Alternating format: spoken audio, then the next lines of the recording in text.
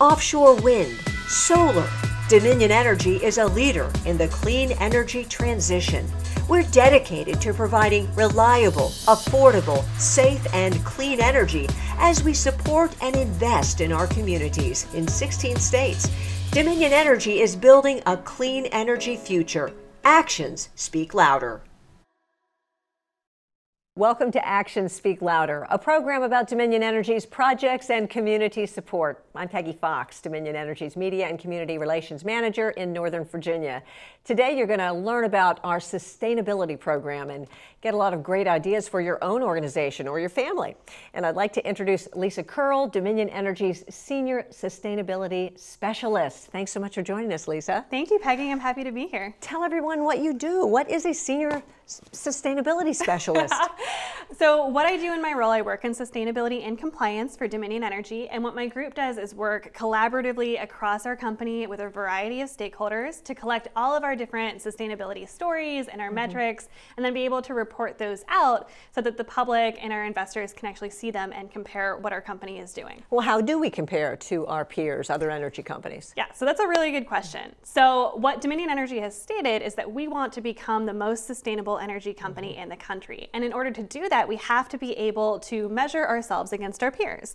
So we have a couple of different ways of doing that. Some of it is we participate in external sustainability rankings organizations and compare ourselves that way. We also make sure that our sustainability reporting and our metrics are aligned with internationally recognized frameworks so that you can get those apples to apples comparisons. That enables us to see where Dominion Energy is excelling and also where we may have opportunities to do a little bit better. And what is our approach to sustainability? Yeah, so Dominion Energy really views sustainability in terms of 4 core pillars. The first, which is really the core mission of what we do as a company, is delivering clean, reliable, affordable, and safe energy. The second pillar is about environmental stewardship and environmental compliance. The third is about serving our customers and our communities. And then the fourth is about empowering our employees. And we believe that excelling in these 4 pillars sets us up for business success, and it also helps us to support the communities that we serve and the environment that we all live in. All right, excellent. Well, in addition to working with our corporate sustainability group, I know that you're personally really passionate about composting. And during the pandemic, you actually started up a program where employees who are working from home could then take their food scraps and make compost. So we want you to take a look at what's going on at the Possum Point Power Station. Hi guys, I'm Lisa CURLL, Senior Sustainability Specialist at Dominion Energy. Today we are here at Possum Point Power Station with Tia Kellum and John Curtis. We are putting together our vermicomposting boxes. So these boxes are going to enable employees at the station to actually compost their food waste and have the breakdown of that food waste aided by worms. So we're doing vermicomposting. So the way that this system will work is we have our boxes here. We're going to put our worms inside, we'll feed them our food waste inside those boxes. The worms will come in to get a nice meal, but then they're able to navigate outside of the box and into this surrounding garden bed to move those nutrients from our food waste in to feed the plants in the little garden that we're going to plant here. So this is our bin. We're going to put the worms inside here. They're going to be able to navigate in and out of the box through these holes. So we're going to put food waste down here in the center of the box. The worms can come in to digest the food waste, come in to get a meal, and then they're going to move out and they're going to move all the nutrients from that food waste into this garden bed where we're going to plant a whole bunch of plants that are going to take advantage of that fertilization. So actually planning on planting some pollinator plants to help support bees in the area, and possibly also some little vegetables that'll be nice for the folks at the station to be able to enjoy for their lunches. Our boxes are made out of heavy-duty aluminum. The local high school, Prince William County High School, actually did all of the welding for our boxes. Obviously, it was not a small project for them either. This is very heavy-duty, and if you go up to the second floor, even the third floor, you can get a pretty good picture of how hefty of a project this was probably for them. 4 aluminum rectangles that end up actually looking like the Dominion D. I think it's amazing. I'm honestly all for having the students get to do this kind of stuff because it's hands-on and they get to say that they were a part of a really cool project that happened here at Possum Point. The project speaks for itself, honestly. It's just super cool. I just like the idea of getting to be a part of it. And the painting was a secondary thought, but it ended up being awesome. It looks great. Yeah.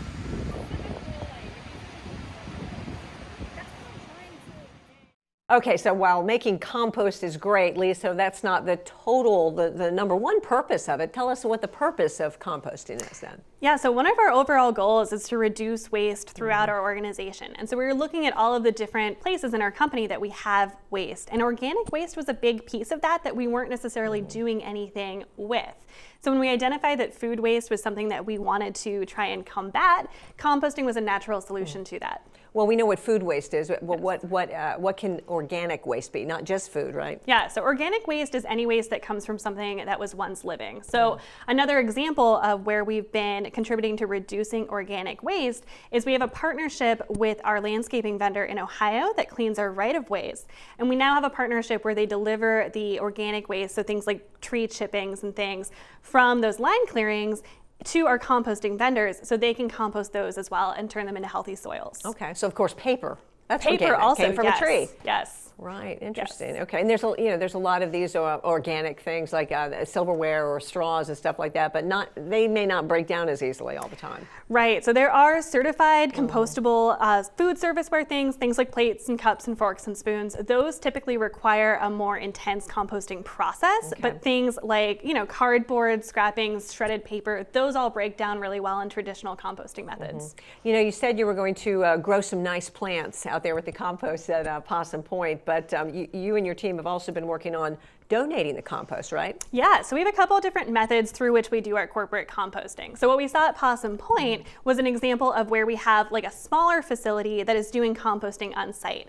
At some of our larger office buildings where we have like 1,000 or more employees, it's too much material for us to personally compost. So we have partnerships with vendors who will come in, take that food waste from us and take it to a facility that's able to produce a lot of compost at once. We then get credits back from some of those partnerships and we're able to donate that compost to organizations like local schools and community gardens. Well, I got to visit a local school called Alternative Paths. It's very close to Possum Point Power Station, and it is a recipient of compost from the power station. Take a look.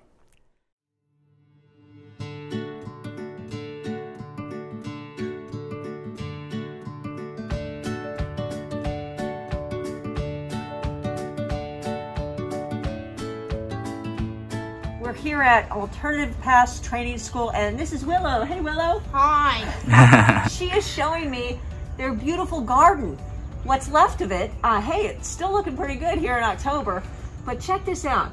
They had some beautiful compost right here, and it was made by the Dominion Energy Corporate Compost Program, where employees bring in their food scraps and bring them to their office location, and then Dominion Energy makes compost, brings it out to this school, and they've been able to have a beautiful garden all season. We still had a few tomatoes growing here. Pretty cool, huh, Willow? Yeah. So do you like coming out here to the garden? Yeah. Yeah. And Yeah, it's been pretty neat. They've grown tomatoes, and here's some watermelon, some peppers over there. That watermelon's still alive. I know, it's still here. I don't think we'll get any more watermelon, but we'll have to grow something else here next year, right? Yeah.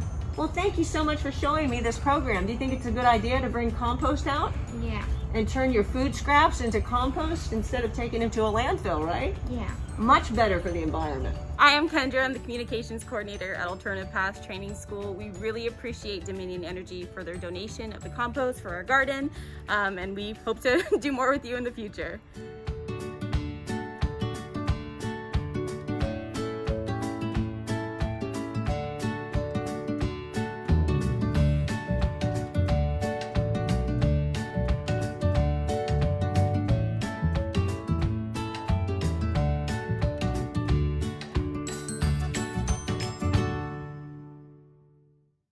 Lisa, how about if you tell us more about the impact of the composting program at Dominion Energy? Yeah, so we started the composting program at Dominion Energy in 2018 with a pilot at our Cleveland office building. And in 2018, we offset about 6,000 pounds of organic food waste.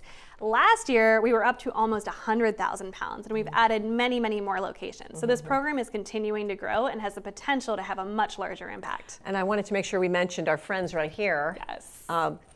Tell us about what's in the aquarium. So this aquarium actually has some of our composting worms. So these are the worms that we use for projects like our Possum Power Station, vermicomposting. And these worms are really efficient at breaking down food waste much more quickly than traditional composting methods. And worms like the dark, so that's why we can't see them, but trust me, they're under there. And that's a picture of us just a few weeks ago out at Possum Point. You can see the bins right there. So Lisa, if somebody wanted to do this at home, what's the best way to make a compost bin at home? Yeah, so the first thing that you want to assess is how much space you actually have. So if you own a house and you own a yard, then you have more options, right? You can start an outside composting bin, you can put in food scraps, you can also put in your food waste, break that down to compost that you might be able to use in an outside garden.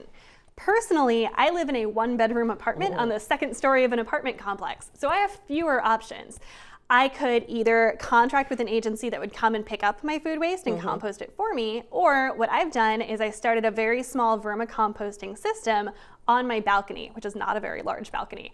But that vermicomposting system has a 5-gallon bucket where I put my food waste, and my worms primarily live in there. And then there's an external, like, large plastic container that has soil. The worms can move in and out, transfer the nutrients from that food waste as it breaks down to the soil, where I'm growing plants like tomatoes and marigolds. Right, right. Important to keep the food waste contained so that you don't have animals and such in there. And I actually found that my apartment balcony is working really well because I good. don't have the issues with a lot of pests that you traditionally have with an external ground-based composting system. So I know you do so much more besides composting. Talk about the zero waste program that you have going on. Yeah, so one of our goals is for a lot of our major events to target zero waste. And to do that, it's a method of, it's a process of collaborating with all of the organizations that are involved.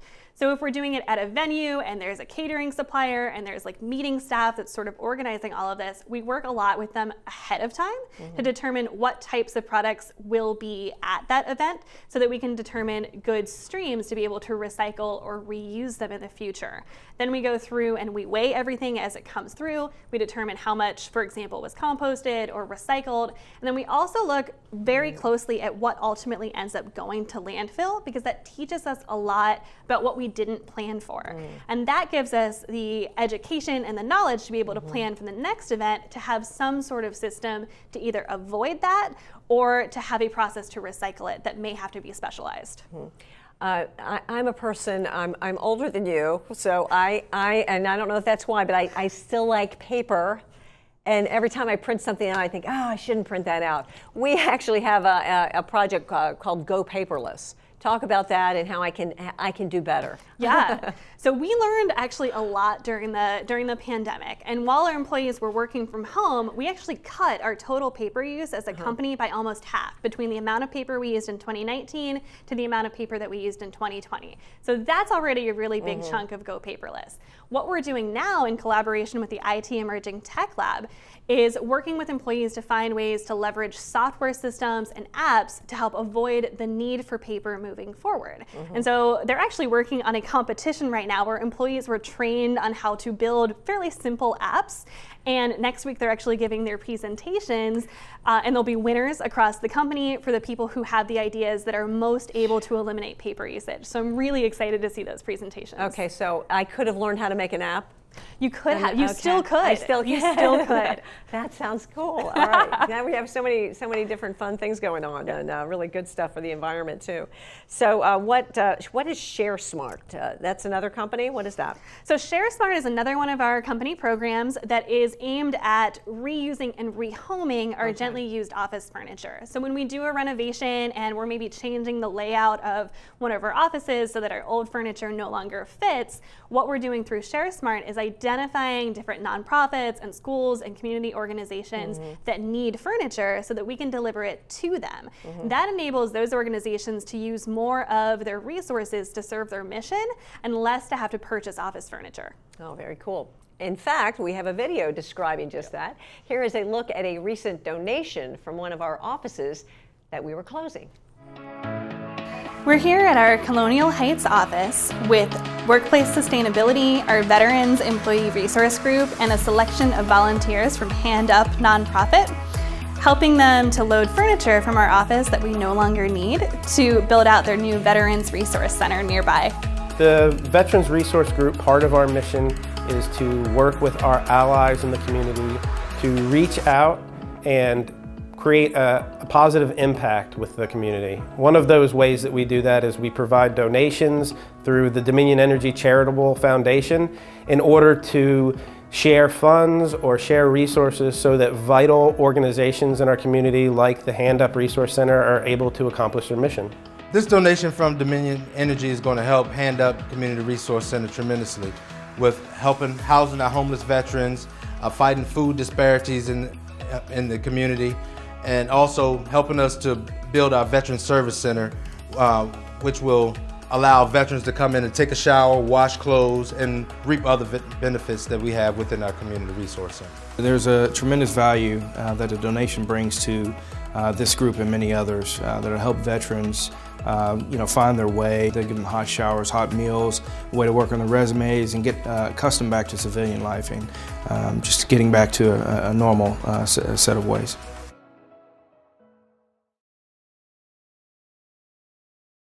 What a great idea, you know, rather than just take an old couch, old office, whatever you don't need anymore to the dump, which is the easiest thing to do. Takes a little more effort, but it just makes so much more sense to give something new life, doesn't it, Lisa? Yeah, no, I love to see the different ways that our materials are reused to serve different nonprofits. Right, and so how long has this furniture donation program been around?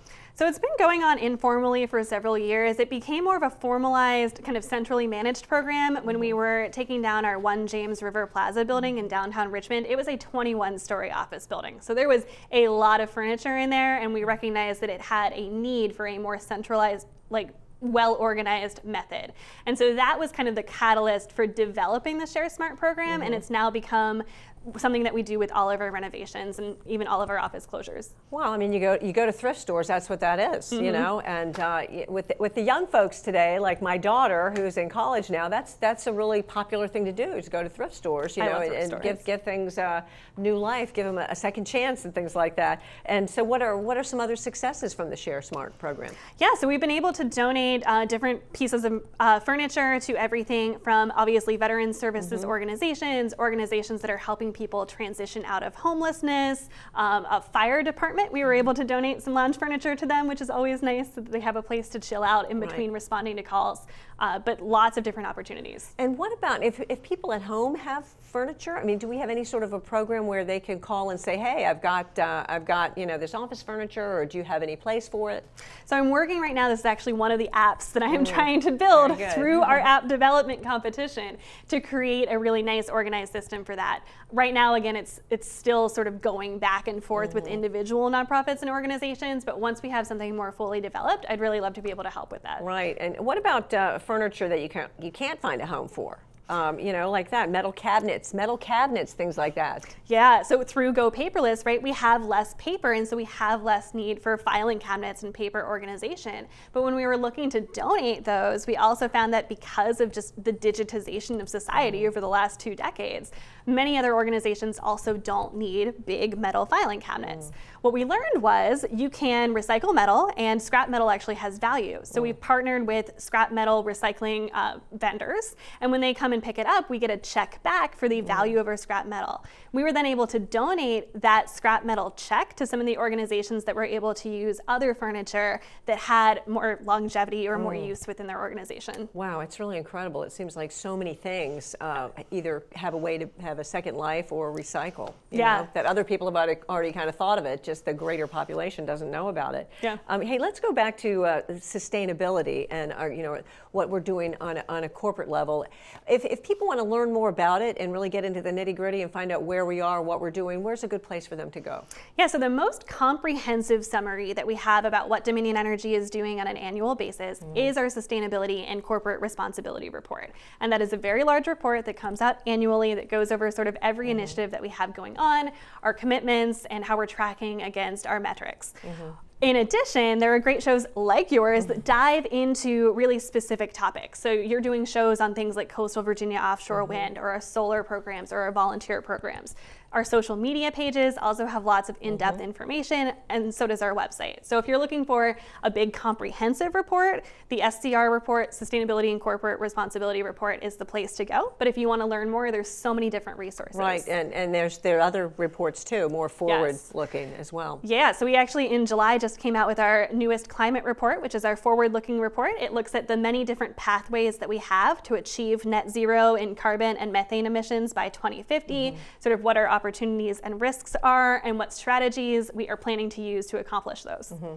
You know, I really want to help people at home too if they want to be greener, you know, and recycle. We've gone through a lot of recycling things, but if they want to save electricity and save energy, you know, so going solar is very expensive, and electric car is expensive. So what are some just things that we could do that are easy? Yeah, so going solar is a great option, but also not accessible to everyone, right? I live in an apartment complex, so I don't control what I do on my roof, but there are things that I can individually control, things like the temperature to which I set my thermostat.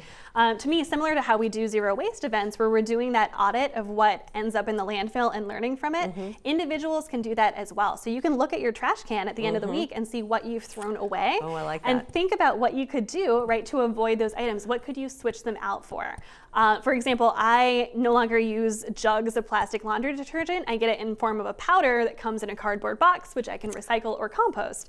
I use natural sponges instead of synthetic sponges. Those are compostable at the end of the day. I don't use single-use water bottles. Even though they can be recycled, I like tap water or even filtered tap water. So all of those are options.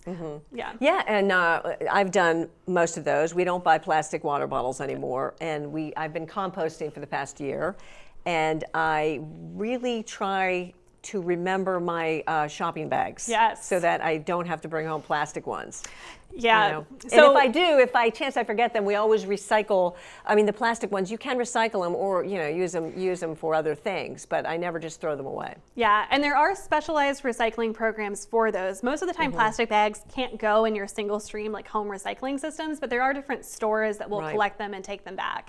Recycling is very confusing for people. I mean, I look in people's recycle bin and they have, you know, the film flat plastic, and it's just, that's not really what. Why don't we know? Why isn't there more of this universal idea on here's what you can recycle? I mean, up here in Northern Virginia, we can't put our glass in with the bin anymore. You've got to, but you can recycle it separately.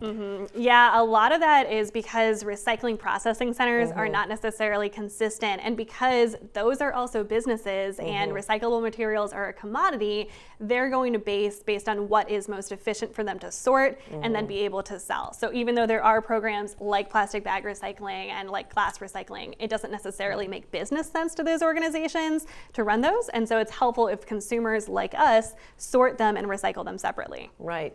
Also, just keeping your eyes open in your community when you're going for walks. You could have litter cleanup days and things like that. How would you recommend, or how would you go about doing something like that, or telling people how to do it? That's actually a really big thing that we recommended during the pandemic, because Dominion Energy couldn't do the kinds of really big volunteer events in the communities that we're used to doing. But what we were able to do was send our employees little trash grabbers and encourage them to go out with their families to clean up their individual community areas. I find those trash pickups to be really educational, because you get a chance to see what the most common forms of litter are that are showing up in your community. I see a lot of single-use plastic bags, a lot of single-use plastic bottles that show up, and that's why I'm so adamant about trying to reduce my use of those and the demand for those. We also see a lot of cigarette butts, which are interestingly the most common form of marine litter. So you learn a lot through those, in addition to really helping to clean up your community and make really accessible green space. You really do see a lot of cigarette butts, especially on the roadway, and I think people think they're biodegradable, but they're not. No, they do not break down. I mean, they will over a very, very, very long period of time, but there's so many of them, and it's a danger really to our marine ecosystem as well. How is it a danger to, do they try to eat them? Yeah, so fish will try to eat those, birds will try and eat those or feed them to their chicks. It's a similar issue with microplastics. There's so many, because as plastic breaks down, it just becomes smaller and smaller. And Looks like food. Yeah, and it's winding up in our bodies as well. So we really want to try and avoid any Right. kind of litter, especially plastics that go into the ocean. So we talked about when you're going on walks, picking up trash, you know, so stick some gloves in your pocket and maybe one of those plastic bags if you happen to have one that you didn't mean to get. Yes, that's a great way to reuse plastic grocery bags if you do have them. And they also actually make compostable gloves, so you can get those. Oh, there you go. Yeah. I did not know that. Did not know that. Well, look, thank you so much. So many great ideas. I hope people at home got some great ideas about how they can be more environmentally friendly, how they maybe want to start a composting, just taking care of our environment, right? Yeah, no, I would love to hear more about what not only our employees are doing, but what folks in the community are doing, because we are really all working on this together. And even though our tagline is Actions Speak Louder, it applies really to the broader community. Exactly. This is our home. It's where we live, and let's clean it up and make it beautiful, right? Yeah. Thank you so much for coming on, and we still haven't seen any worms, but they're in there. Yeah, and these worms are came good. straight from my house. They're excited to get home, you where know, they'll be back in the dark. In my composting, I was surprised at how quickly that worms are made. Like, wow, there's a ton of worms in there, because they really will just repopulate very quickly. Yeah, it's amazing how much they eat too. I mean, this I know. came straight from my bin, and It's they'll good have this stuff. broken down in a couple of days. Yeah, and then it's great for your garden. Yeah. Right? Make some great tomato plants next year. Anyway, thank you so much, Lisa, and thanks for all you're doing to protect the environment. Yep, thank you. And I'm Peggy Fox. Thank you so much for watching Actions Speak Louder. We hope you join us next time to learn more about how Dominion Energy is working toward a sustainable future. Be safe.